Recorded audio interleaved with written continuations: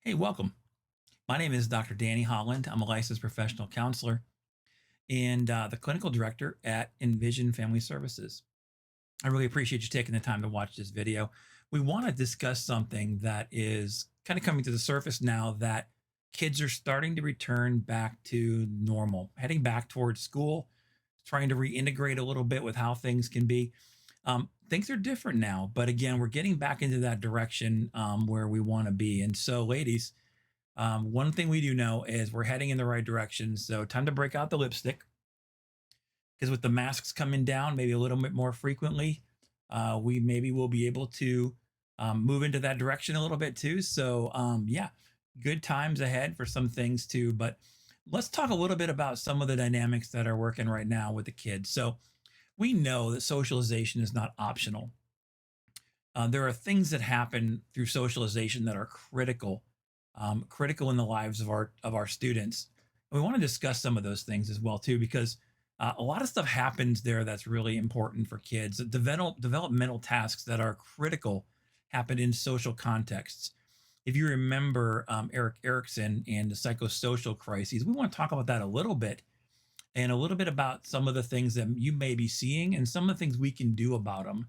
So we just want to take a few minutes, review some of these things, and give some strategies to you that might be helpful moving ahead as kids start coming back into the building. So Erickson said this.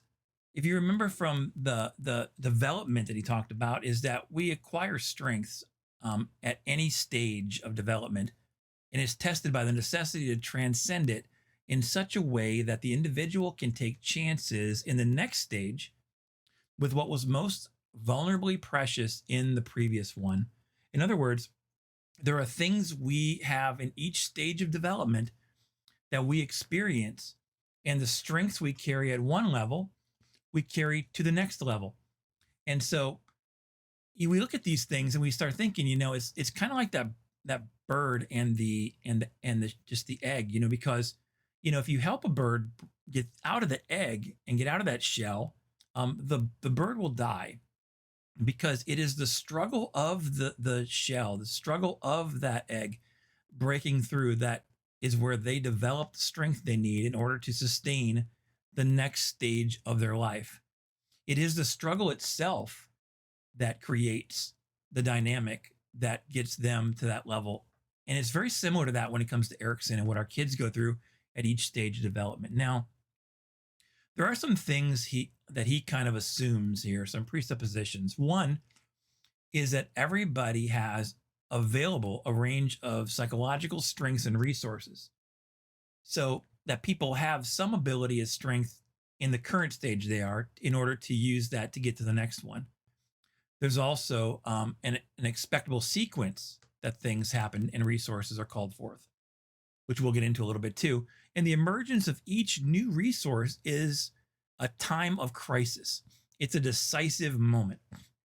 So Erickson called this the psychosocial crisis.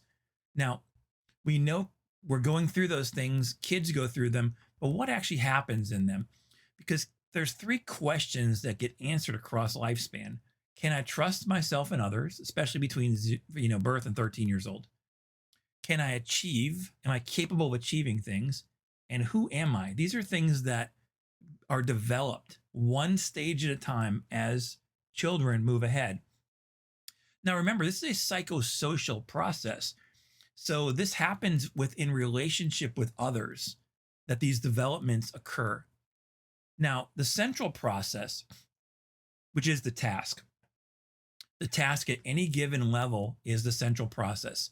It's basically the test, the psychosocial crisis itself, the process. That test they take and they'll either pass it or fail it. Now, the radius of significant relationship, that's where the task is accomplished. Is it just in a relationship with their mother? Is it in a relationship with both parents, in a relationship with the community? What relationship is that psychosocial task, that central process being negotiated through? Now, the adaptive ego quality is the reward. It's what happens, it's what they gain when they are able to achieve that task. The core pathology, however, is what happens if they're not able to achieve that task. What happens to them? So Let's look at infancy first. We're only going to look at a couple of these, but infancy basically is between trust and mistrust. All they come equipped with is the ability to eat, go to the bathroom, smile, and cry. And through those tools, they learn that when they look a certain way at you, you draw your attention to them. They flash those eyes and you run over and you go, "Oh my gosh, cutest thing in the world ever." And they learn to have that trust. I trust that you're going to be there for me. So the radius of significant relationship is the mother. They want that mutuality with the caregiver, that connection with mother. Now, if they get that, then they have hope. That is the adaptive ego quality hope. And the core pathology is withdrawal. So if they're able to connect with mom as an infant, they have hope in the future of what they can do. And that's something they can earn at that level. Now, toddlers, they have this level called autonomy versus shame and doubt. And so the central process is just imitating. They see an adult doing something and they imitate that behavior. Now, if they get punished for that behavior when they imitate it, or they get criticized, those type of things, they begin to have an issue with that. They can have some struggles, and realize that it's not safe to do those things. So this radius is not, it's now moved from mother. Now the radius is the parents, their caregivers as a unit. The adaptive ego quality is their will. So if they're able to imitate and they get supported through that process, they have the will to do more. The core pathology is a compulsion if they don't. They begin to get compulsive in what they do to be able to work at that level if they are not able to navigate that central process. Then we begin to move into school age children, which is industry versus inferiority. And the central process is generally education, their ability to grow and learn. The radius of influence is their neighborhood. And in this case, it's you, it's the school environment. The adaptive ego quality is competence. They feel competent in life if they're able to learn and able to grow. And their core pathology is inertia if they don't, their inability to want to move forward. Now, let's take a quick second to talk about this, because this is a really critical place for our students. Because over the last year or more, they've been at home learning by television, learning by video, by Zoom, all these different modalities. But they've been home, they've been removed from that circle, that ability to grow and learn from their community. Socially, they've not had that interaction, that ability. So they've had this need they've been trying to develop, trying to get a sense of industry, a sense of competence in life. And they're trying to achieve this in a way that's very, very different. Now, some of them were very successful. Some of your students thrived with Zoom. They were able to do well. They've achieved many goals. They were able to meet a lot of different neat things in their life and achievements. And they've demonstrated that competence. Some of them have had profound struggles, difficulty, unable to really connect, unable to grow and learn, just a lack of ability to move ahead. And so we can see some inertia issues come into play where they stop caring about trying to be successful, stop caring about trying to move ahead in these areas. Now, what's important to note about this is that they're coming in now back into school to have this process begin again face to face in many cases. And we want to talk about what that's going to be like, what you're likely to see, because they're coming back in and there's some things that are going to be different now that they spent a certain amount of time doing this at home and now are beginning to come back in to the radius of significant relationship where this task is supposed to really be achieved. So we see a little bit of a difference here. Now, so what are you likely to see? First of all, regression. You're likely to see that a third grader that you saw last year might still be functioning like a third grader or even lower than a third grader when they come in. They haven't had the environment to be able to grow in, that shell that the bird pushes through. It hasn't been there. They've had different types of challenges, learning by video, learning at home. They haven't had a lot of the growth opportunities that are inherent to the school environment. So you're likely to see some regression immediately. Another one is greater performance disparity. In other words, I mentioned earlier, some students have excelled. They've done phenomenal with Zoom and back at home and learning and going through content, and other ones have not. So the gap has widened between the higher performing students with more of the supports in the home and the students that maybe didn't have that support or didn't have that momentum to really be able to be successful. Maybe they didn't have the supported services, something like what Envision fulfills. They didn't have that around them to be able to be successful. And parents were found with a loss of ability to provide that support. In many cases, they had to work from home as well. And there was just a lot of needs placed on the home environment. Regardless of the reasoning behind it, though, the greater performance disparity is something that you're going to see. The next thing you're likely to see is signs of core pathology. In other words, some lack of motivation, lack of confidence, maybe a lack of trust in general or trust in others. But you may see a level of that where people and students are coming in and they just haven't quite achieved that level of success in these areas where they feel motivated about school.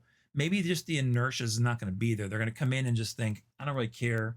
I don't want to be here. My parents are making me be here. Even at different ages where they just don't have that, they don't have that rhythm, that ability, a thought to learn, that feeling of excitement and anticipation of growth. So you might see some signs of some of these needs not being met and some of the lack of confidence. You also might see some adjustment related to stress. Key times of the day, you might see the stress kind of really kick up.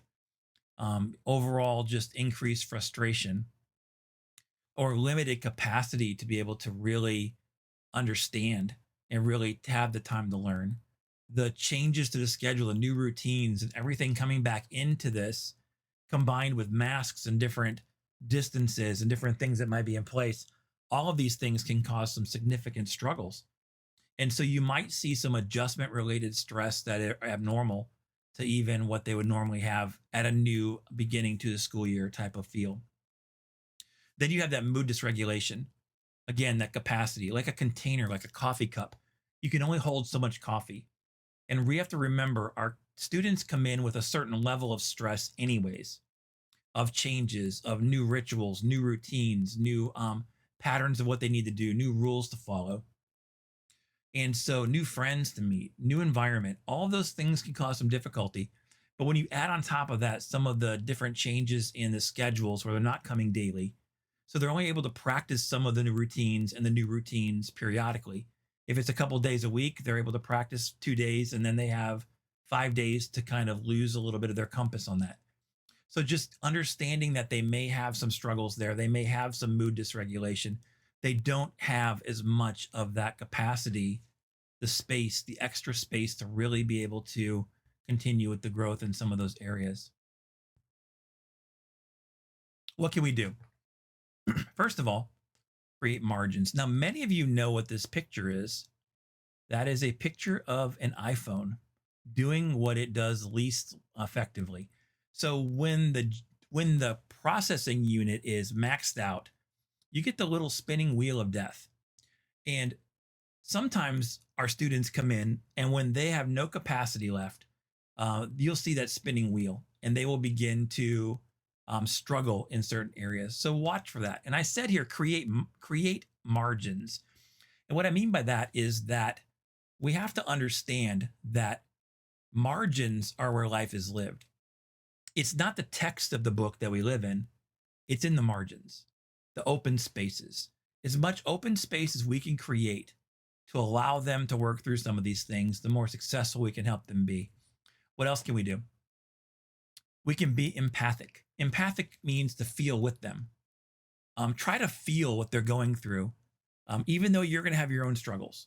Try to feel what it's like for them to be in there and some of the fears they may have, some of the lack of confidence they may have as they're trying to now pick up where they left off and trying to get them to move into that new place where they can feel successful again in the academic environment. That's what we all want them to do, but it can be difficult. And so when they're struggling and they have difficulties, be empathic, feel with them in those moments. Set clear boundaries and structures.